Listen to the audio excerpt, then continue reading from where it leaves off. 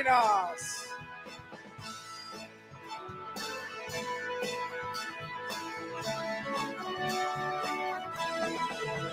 At ngayon, atin na pong mapapakinggan ang kanilang mga mensahe. Una na po dito, ang dating DILG Secretary, MMDA Chairman at Congressman, multi-awarded Mayor ng Mandaluyong at taong unahin ka, #1 sa balota, Kilos Abalos, Attorney Ben-Hur Abalos. Ben-Hur Abalos, isunag kayam tayo. Ben-Hur Abalos, at damay sa prinsipyo na. Ben-Hur Abalos, arami pa kakita. Kay Ben-Hur Abalos. Magandang hapon, Ilocos! Mabuhay ang alyansa! Ako po si Ben-Hur Abalos, isang abogado. Dati po akong mayor ng Mandaluyong. Ang aming pong lugar ay napakaliit. Sa amin po yung mental hospital. Kaya ang tanong sa amin, tigaloob ka ba o tigalabas? Pero, pinalago namin ito. Hanggang sa naging economic tiger city kami ng buong Metro Manila. Binigay po ito ng Malacanang. At pagkatapos, isa lang hiningi ko sa mga negosyante, isa lang. Trabaho para sa tao. At pagkatapos noon, tinarget namin ang pabahay sa release ng tren, magmula San Juan River hanggang Pasig River. 2,000 tao. Hindi na ho informal settler. Lahat may titulo na. At tuloy-tuloy ang pabahay namin. Sunod-sunod ang mga programa.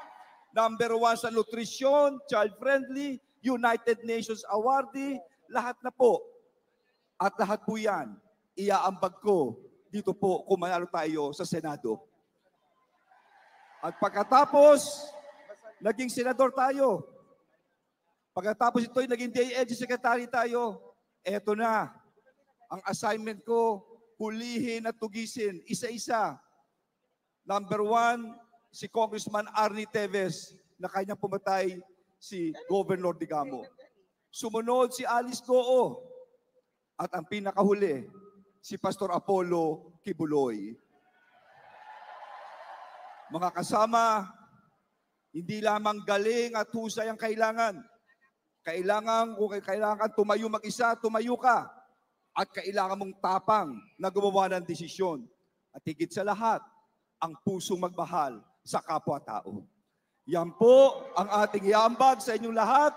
At bago ko matapos, isuti nati aking ama, si Ben Abalos po, 90 years old. Siya po, ang kanyang lolo ay tiga San Vicente, Ilocos. At nagpunta po sa Pangasinan. Ang buong pamilya ko nandun. At isa dito, ang isunati, aking anak si Charlene. Charlene, tumayo ka. Ikakasal na po siya. At ang mapapangasawa niya, tiga dito sa Vigan, sila George Fillard po. No? So, may dugo kami Ilocano, mag-aasawa na Ilocano. Sana po mahalin niyo rin ako bilang Ilocano. At higit sa lahat, ang mga Ilocano ay masipag. Pinapangalan ng edukasyon at hindi lamang yun, very clannish pamilya. Sana po, kaya kami nandito ngayon dahil ito baluarte ng ating Pangulo. Nagsisimbolo ng pagkakaisa. Sana Ilocos, ampunin nyo ang buong pamilya ng alyansa. Iboto natin sila lahat. Mabuhay kayo! Mabuhay ang alyansa!